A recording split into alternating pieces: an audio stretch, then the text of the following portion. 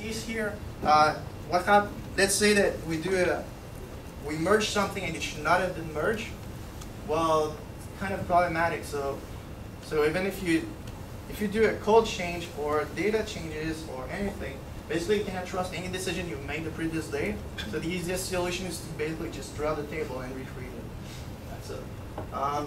And then at the end of the process, it creates the entities full text index. So that happens every night. Sorry? How long does the whole process take? Longer than I wish it did. Less than 24 hours. Yeah, it's less than 24 hours. The goal is to try to keep that under 12 hours so that it can run during the night and can work during the day and keep iterating like that. But we're pretty much on the limit at the moment, right? So it takes about that 10, 12 hours. So it's pretty long. I'd like to cut that down, but pretty hard. And so basically, the entities full text index, that's what is being used by the search engine. But it's also aggregating results with flights and hotels. So that's a totally different path. I won't go into that because I don't have enough time for it. But the flights are, it's very dynamic data. That's for prices, right? So these are constant updates that keep happening in real time, and somehow we merge them with the results of the destinations. And one cool thing is that it's actually, since that flight index is really fast, it returns results within like 15 milliseconds or so. We actually use that as a signal for ranking the entities. In other words, if you do a query like surfing, the engine will give you the best destinations for surfing in the world, not taking into account only how cool the place is for surfing, but also if we find deals about for these destinations. So 2 destinations that are equally good for surfing, the one that is the cheapest to go for in terms of flights or hotels, they will be ranked higher. So that covers at a high level the data flow. Actually, it's interesting to mention that everything before here is all MapReduce jobs, and this is like a custom data structure, basically with its own persistence layer, etc. But everything else, about 95% of our code is all MapReduce. So one thing I wanted to mention is there are several kinds of big data, right? And it's usually referred to as the 3 V's. So there's a high volume, the high velocity, and high variety. So high volume refers to when you have a lot of data. So it's like data warehouses. This is where typically you run MapReduce jobs because you have so much data and you just get storing it in HDFS, and once in a while you do some processing on it. The high volume refers to, like, for example, it's when there's a lot of read and writes. The Twitter fire hose is a good example. Very high velocity. There's a lot of updates. Keep getting a lot of data.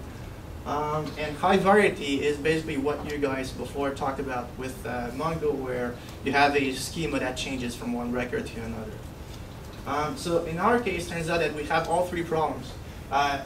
The web pages, it's a very big table, so it's very high volume. The flight index, it's a lot of updates in real time. So it's a giant fire hose that we have from the partners that he sent data. Oops. Sorry. Yeah, so the flights is, we get a lot of data from the different partners in real time.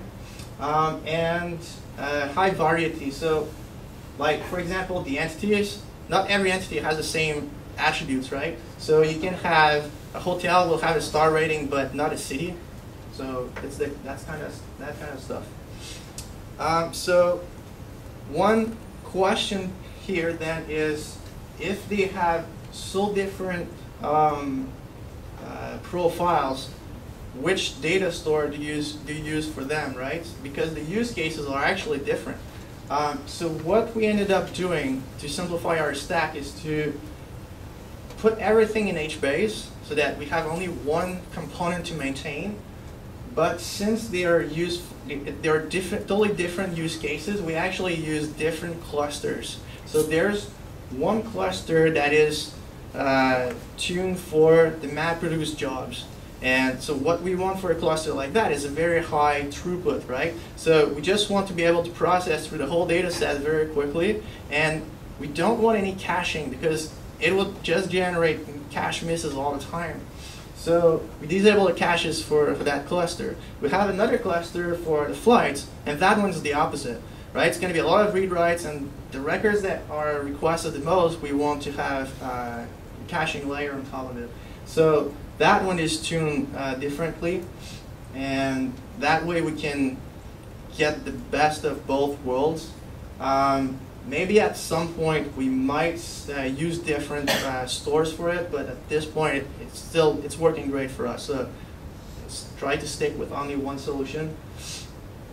And high variety, that one is more trivial. All right, so we're using Hadoop in HBase and other technologies for search, information extraction, and machine learning to do some really cool stuff with travel information.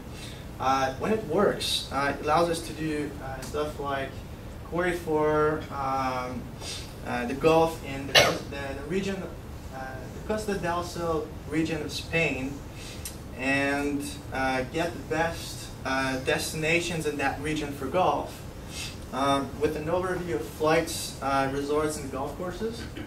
And now let me pivot around a specific destination he has here. I click on it to literally find out everything about it. So how to get there, where to stay, what should I see, what's nearby. So basically, when you have a structured database of millions of things and all the relationships between them, the possibilities are pretty much endless. So that gives you a little glimpse into the kind of stuff that we're working on and how we leverage the NoSQL technologies to solve our problems. So now, just before the end of the talk, just like the last, just want to mention one last thing. So we are opening a permanent hackerspace in an event space and for the Boston big data community this summer, and basically there will be access for a 100 node cluster, so anybody just can come in and play around with the cluster and do whatever they want with it, install whatever they want and on whatever data set, right? So it's called HackerNews.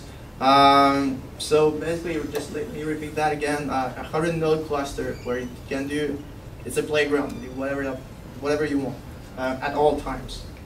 And yeah, so that covers it. Thank you.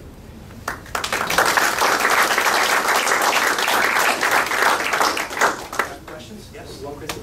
You mentioned, you said that you have, say, separate kind of clusters, but are you using HBase both?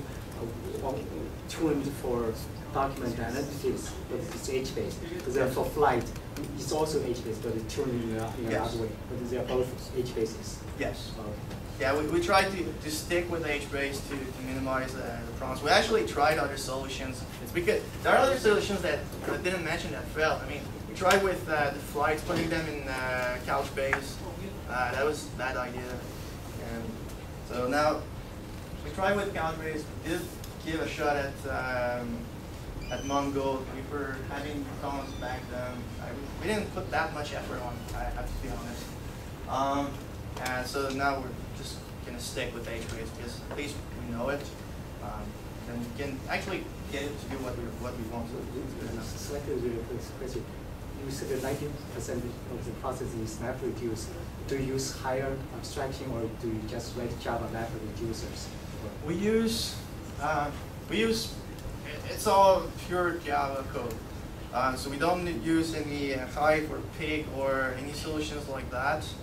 One thing we're looking into though is scalding. It seems to be very interesting. It's for writing MapReduce job in Scala. We do have Scala in our stack. So, and I don't know if you guys looked at scalding. It's very impressive. You write a MapReduce job, you don't even notice it. It's very cool. You do the level of abstraction is very cool. But no, most of our code is all in Java, and the reason is, in our case, most of the jobs, it's actually pretty heavy computations for every single job. It's like one job is the extraction. You have like a bunch of machine learning going on, etc. So it's not like a simple jobs where you just count stuff, etc. Right? So there's heavy computation in the mappers and reducers and everything under. So that's why. Yes. So do you have a single Lucene index? A single Lucene index? Yes. So how do you actually use it? Sorry? Because it must be huge, right? Yeah, so that's something we need to work on. Is that why you haven't launched yet? Sorry? Is that why you haven't launched? No, actually, I would say that the reason why we haven't launched yet is more because of the data than anything else. The amount of data is one thing. So having a cycle of 12 hours to have in between the iterations, that makes things takes more time to develop, right? That's one thing. But the second is the data is so nasty, and it's a search engine. You can type whatever you want in the search box. So people start to be like, use their imagination. It's pretty nasty with what can come up. So the system needs to be resilient to that. So, and all the crappy, so it's the junction of crappy data with crappy queries plus the long time that it takes to process them. Yes? Have you looked at using an external entity database like Factual or something, since they're basically doing exactly the same thing you are Sorry? with extraction? If we try to do Have what? you looked at using Factual for businesses? No. So what kind of entities do they have? Basically, they are aggregating any type of businesses, points of interest, stuff like that. Yeah. Hotels and restaurants, they would certainly have. Tourist attractions, maybe not so much. Right. So one thing that we're doing is trying to go very long tail. So in this case, is it something that you have your data and you query them, or is it's them that hold the data in the first place? They hold the data. Yeah. So in our case, we want to control the data, right? The value, where the value is in the data. So if we can aggregate the data coming from all of these sources and build this giant database, and somehow, so we need to have all the data, that's one thing, and then we need to control the data so that we can control the relationships that exist in between all of them, right? So we will never put our data somewhere else. It's the most valuable thing that we have. Yes? How many documents are you pulling in as you do the batch cycle extraction roughly? In the order of millions? Right, so for the pages themselves, it's currently a little bit over 500 million.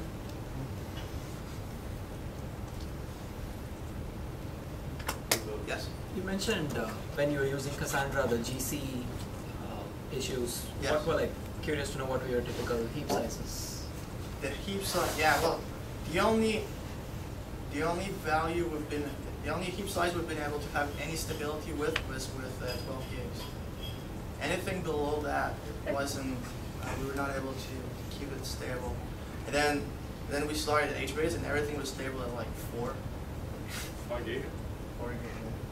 Anyway, so we tweaked it after, but there's a huge difference. And Cassandra, we spent a lot of time tuning it. And it's as if we had this very narrow band that was where it was stable. And anytime we were going a little bit before or after it, and everything was started to time out and really problematic. So if you didn't have the use case of going through all the keys in the column family, but you were just kind of using the look up strictly by keys, do you still think you would have had a lot of issues, or a lot of the issues that you had with Cassandra were driven by that particular use case? It would have probably been either okay, or it would have been better, that's for sure, and probably maybe okay. I still prefer how HBase behaves, but I give to Cassandra what it's been designed in the first place as a key value store. So chances are it would have been okay. But I mean, now that we're moved to HBase, when we use the key value store for the flights, there's no way we're going to try to make Cassandra work again. We're just going to go with HBase for simplicity reasons. But it would have, maybe it would have worked. Yes? Do the different HBase databases use the same HDFS, or do No, they have different a HDFS. Okay. There are actually tweaks that we could do with that as well. And there's still a lot of tweak tuning that we need to do. Yeah. Other questions?